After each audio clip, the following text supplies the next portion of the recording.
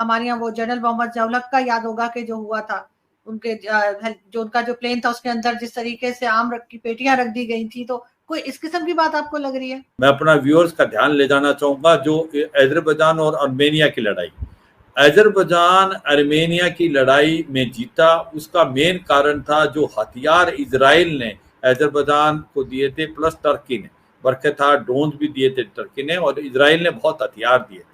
तो ऐसे में जो अजरबैजान और इजराइल के रिलेशन बहुत ही अच्छे रहे, और उसके साथ में जो आर्मेनिया, यूं तो आर्मेनिया में जो पॉपुलेशन है वो यूरोप की तरफ की है, क्रिश्चियन है, मगर उनकी हेल्प ईरान ने की थी इस लड़ाई में, जो कि अजरबैजान वर्सेस आर्मेनिया है। तो ये सारे एंगल हैं, ये डाउट रेज करते हैं कि क्या ये वाकई जो बताया जा रहा है कि वेदर कंडीशन से ही हुआ है, क्योंकि उसमें विजिबिलिटी बहुत कम थी।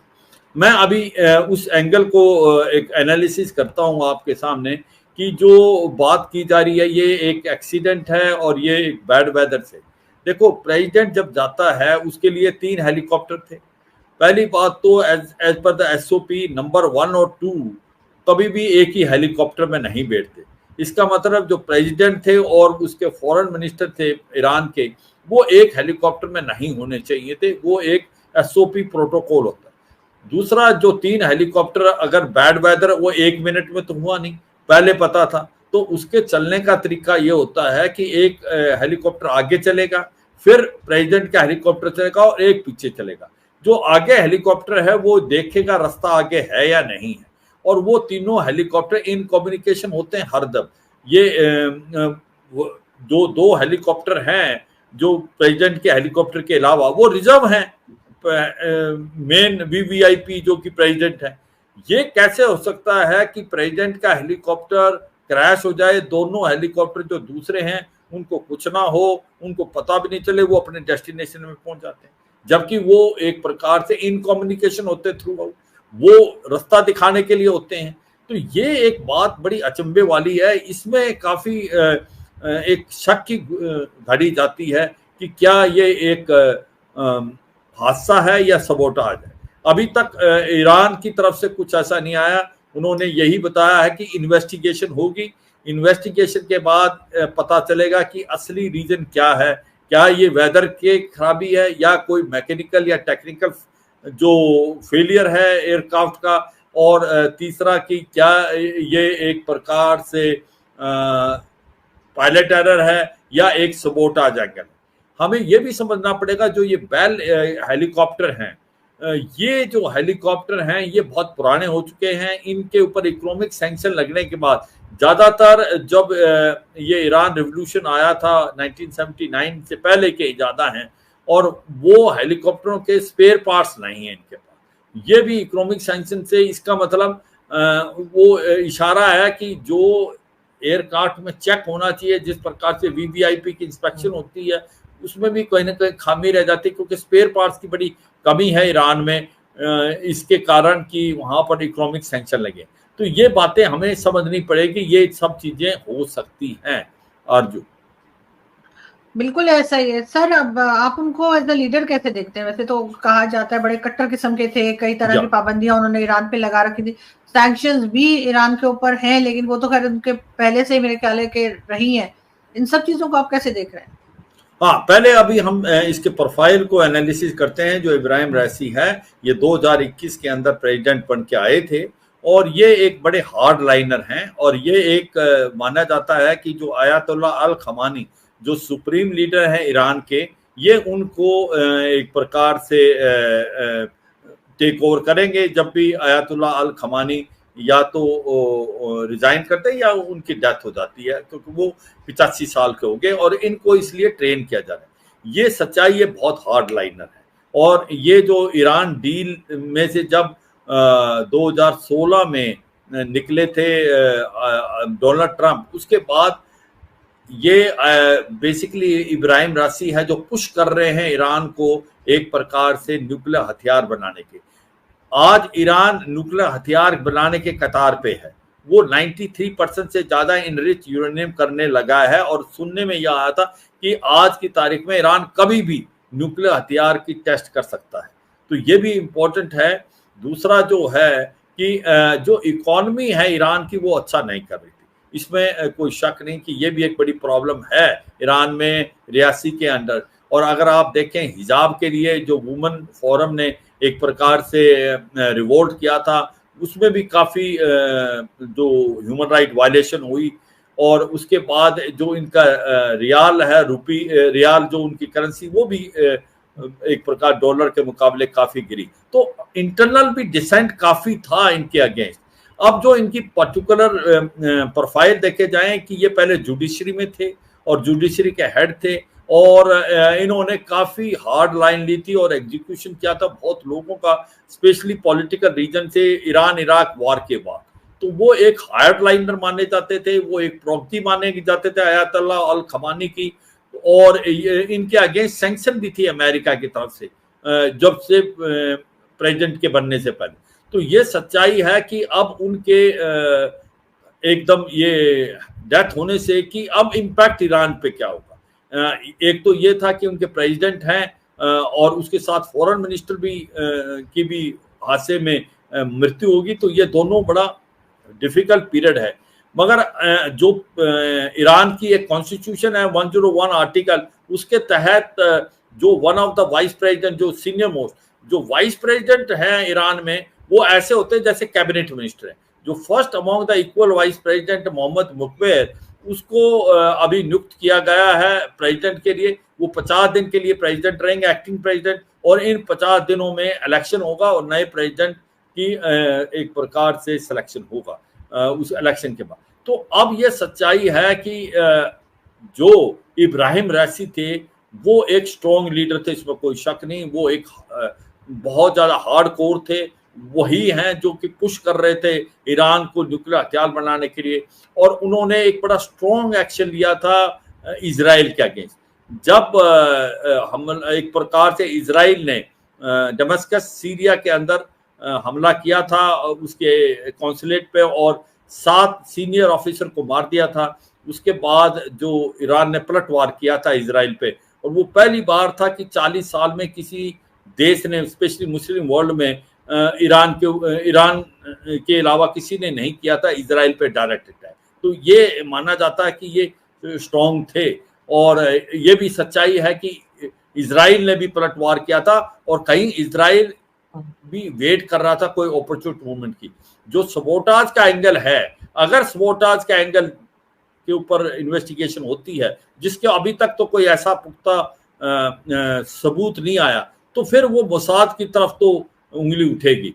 तो ओवरऑल मुझे लगता है कि जो पॉलिटिकल सिनेरियो कोई ज़्यादा चेंज नहीं होगा, क्योंकि सबसे सुप्रीम लीडर वहाँ पर अयातुल्लाह अल खमानी है और जो प्रेसिडेंट है उसका रोल है, मगर इतना नहीं जितना सुप्रीम लीडर का, क्योंकि सुप्रीम लीडर तो सेम है। तो इसलिए जो पॉलिसी है ईरान की उसमें कोई खास बदलाव नहीं होगा।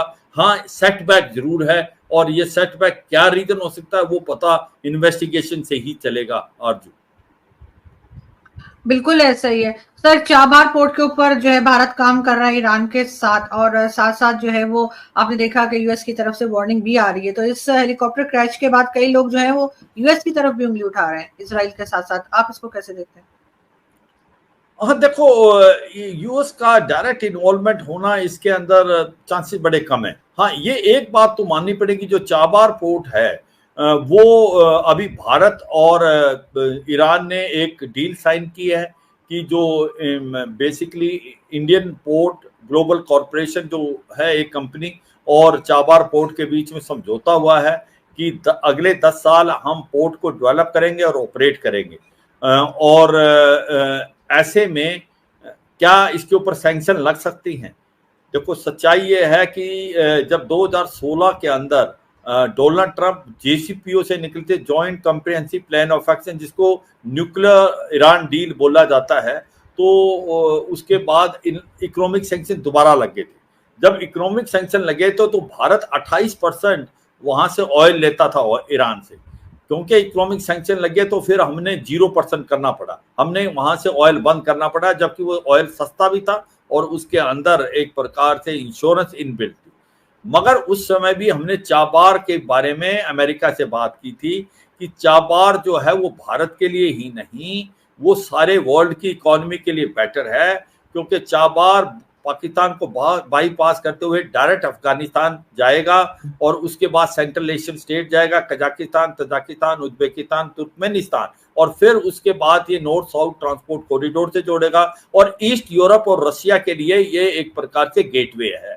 तो इसका बड़ा महत्व है। इसके कारण आपकी जो इकोनॉमी पूरे वर्ल्ड की कम से कम 1.6 बढ़ सकती है और 15 से 16% ट्रेड बढ़ेगा।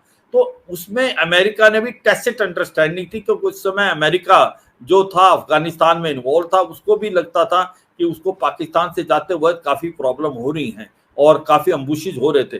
तो उस समय उसने इस पे काटसा लगाने की बात नहीं की थी और इसलिए हम इन भारत का एक कॉन्फिडेंस था कि हमने आपके कहने पे ऑयल ईरान से 0% किया, मगर क्योंकि चाबार पोर्ट का इंटरनेशनल रेमिफिकेशन है तो इस पे काटसा नहीं लगना चाहिए, इकोनॉमिक सैंक्शन। और ऐसा लगता है अमेरिका ने उसके लिए एक प्रकार से टैसिट अंडरस्टैंडिंग थी।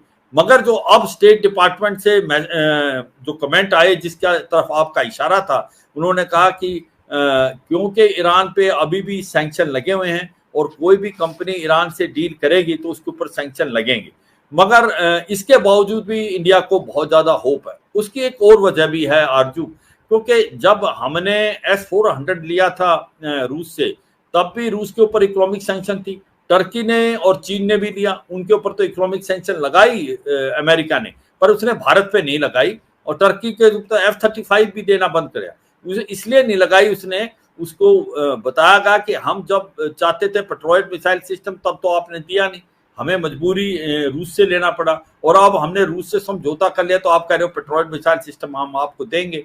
तो ऐसे में अमेरिका ने समझा था। तो आज तक जबकि हमारे 5 रेजिमेंट में से 3 रेजिमेंट जो S-400 की भारत में आ गई हैं, पर इकोनॉमिक सैंक्शन नहीं लगाई हैं काटसा के तहत। तो ऐसे में हमें लगता है कि अमेरिका आने वाले समय में चाबार पोर्ट का जो ऑपरेशन भारत करेगा, जिसका फायदा पूरे वर्ल्ड को हो सकता है, उसके ऊपर इकोनॉमिक सैंक्शन नहीं लगाएगा। अर्जुन, ईरान के राष्ट्रपति इब्राहिम रईसी की हेलीकॉप्टर हादसे में मौत हो गई। हेलीकॉप्टर हादसा ऐसे समय पर हुआ है जब ईरान और इजराइल के बीच तनाव साफ तौर पर देखा जा रहा है। इसी कारण से हादसे के पीछे कथित तौर पर इजरायली साजिश को लेकर अटकलें लग रही है, लेकिन कई रिपोर्ट्स में इजरायली अधिकारियों ने बिना नाम बताए हुए कहा कि इस हादसे में उनका कोई हाथ नहीं। सोशल मीडिया पर इजराइल का हाथ होने की अटकलें भी लगाई जा रही हैं। इजरायली खुफिया एजेंसी मोसाद हादसे के बाद से एक्स पर ट्रेंड कर रहा है। वहीं कई लोग हादसे से जुड़ी थ्योरी देने की भी कोशिश कर रहे हैं। इजराइल के हाथ से जुड़ी ऐसी थ्योरी आई है जिसकी टेक्नोलॉजी सुन इजरायली अधिकारी भी अपना सिर पीट ले। कुछ ने कहा कि अंतरिक्ष आधारित लेजर हथियार से ईरानी राष्ट्रपति को निशाना बनाया गया। वहीं कुछ ने इसे उत्तराधिकारी से जुड़ा खेल बताया, जिसमें ईरानी सर्वोच्च नेता अयातुल्लाह अली खामेनी का बेटा शामिल था। हालांकि अभी तक इस हादसे का कारण खराब मौसम ही माना जा रहा है। इसके अलावा हेलीकॉप्टर का पुराना होना भी क्रैश की एक बड़ी वजह हो सकता है। फिर भी ईरान से दुश्मनी के कारण इजराइल को संदिग्ध माना जा रहा है। दिवंगत राष्ट्रपति इब्राहिम रईसी के नेतृत्व में ही इजराइल पर ईरान ने पहली बार सीधा हवाई हमला बोला था। खुद को जायोनी विरोधी बताने वाले यहूदी वैज्ञानिक बेंजामिन रूबिनस्टीन ने एक्स पर लिखा, हम जाहोनी साजिश से इनकार नहीं कर सकते, पूरी जांच से सच्चाई सामने आ जाएगी। सबसे पहले इजरायली साजिश का आरोप ईरान के सरकारी टेलीविजन पर एक एक्सपर्ट फवाद इजादी ने लगाया था। उन्होंने दुर्घटना में गड़बड़ी का संकेत दिया था, जिसके बाद ऑनलाइन साजिश से जुड़ी थ्योरी आने लगी। कुछ सोशल मीडिया यूजर्स ने कहा कि ईरानी राष्ट्रपति के हेलीकॉप्टर पायलट ने जानबूझकर हेलीकॉप्टर को क्रैश करा दिया था। वहीं अन्य लोगों ने सवाल उठाया कि आखिर राष्ट्रपति के काफिले में 3 हेलीकॉप्टर थे, उनमें से 2 क्रैश के बाद भाग क्यों गए। 2023 में एक साइबर अटैक के जरिए इजराइल ने ईरान में गैस पंप को बंद कर दिया था। दूर से ईरान में टारगेट को निशाना बनाने के कारण भी लोग इजराइल पर शक जता रहे हैं। सोशल मीडिया पर लेजर हथियारों के जरिए हमले की बात भी कही गई। कई यूजर्स ने कहा, लेजर हथियार एक थ्योरी नहीं है, इस टेक्नोलॉजी का पहले से ही इस्तेमाल हो रहा है। अंतरिक्ष से लेजर के जरिए हेलीकॉप्टर को निशाना बनाया गया। हालांकि यह सिर्फ अटकलें हैं।